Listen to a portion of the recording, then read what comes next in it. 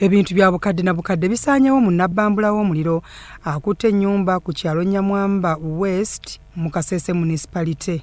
Amaka agalimu abantu abali mu 10 ge bakaaba ge bakomba olw'ebintu byabwe byonna okusaanyizibwawo omuliro nga bino bibaddewo ttuntu lya leero. Got a problem. Our house has been burnt down by fire and we don't know the origin of that fire. We've lost our property and we request for good wishes if they can help us and give us some things that will keep us, like maybe I've only seen my O level, then A level, but my transcript of university, I've not seen it. Okusinziira ku Moses Kahaba, ssentebe wa Nyamwamba East, ategeezezza nti abatuuze bagezezzaako okulwana okuzikiza omuliro guno naye ebintu bibadde byasaanyeewo dda. Tewali muntu akoseddwa mu muliro guno nga bwe bibeereddewo tewali abadde waka. Guno omuro gubeere gwa masanyalazi nanyowe nyenka ne tukyagenda mu maiso n'okukaguliriza nuko twetegereze guno omuro gwaleetwa ki.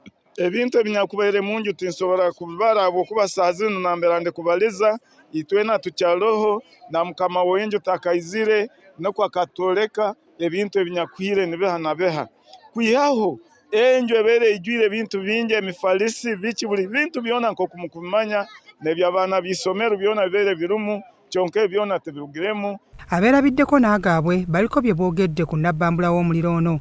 Erumu y'abaana eyeri atandikamu omuleero neryo omulero oyo twamabesi tukiwute ekindi ekyerikora twabataka busi b'amaasa twamabungula enyumba era nga tuti tukaresituinga ebindu bindu ebyatwamata tukirihamu.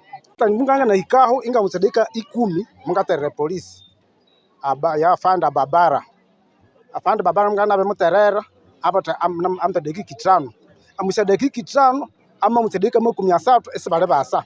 Wabulira bakukulumye olwa poliisi ezikiza omuliro okubanga eruddewo okutuuka naye nga n'ekifo wabadde obuzibu kibabeeredde kizibu okuyisaawo emmotoka.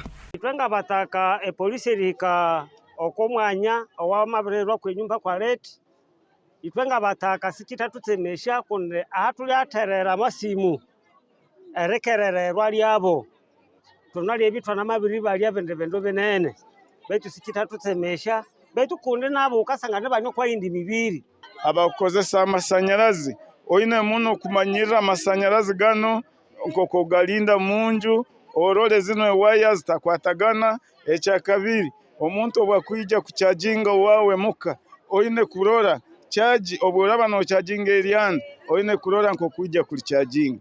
Atwala poliisi mu bitundu ebya Rwenzori Mbuusa Luke akasizza amawulire gano nga n'okunoonyereza ku kiviiriddeko omuliro guno kutandise. We are yet to get more details about the cause of the fire and perhaps what could have been perished in the house. And we call the public to become vigilant because now, as of now, January and February, you expect too much sunshine. Byatumusiime Gerard, Crossroads TV, Omunyo.